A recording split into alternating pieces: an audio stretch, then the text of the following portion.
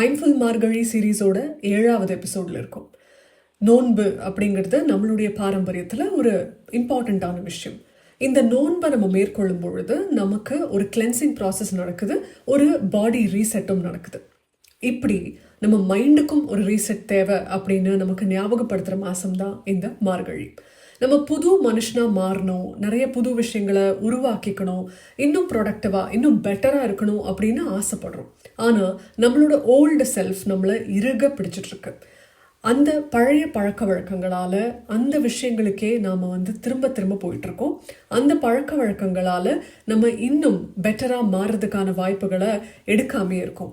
அப்போது நமக்கு இந்த மார்கழியில் தேவை ஒரு மைண்ட் ரீசெட், ஒரு மைண்ட் ஃபாஸ்டிங்.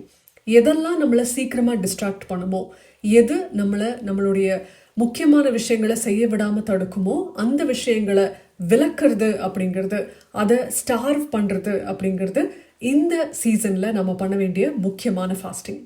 இந்த ஃபாஸ்டிங்கை நீங்கள் பண்ண ரெடி ஆகிட்டீங்க அப்படின்னா உங்கள் பர்சனாலிட்டி ரீசெட்டை உங்களால் கண் கூட பார்க்க முடியும்.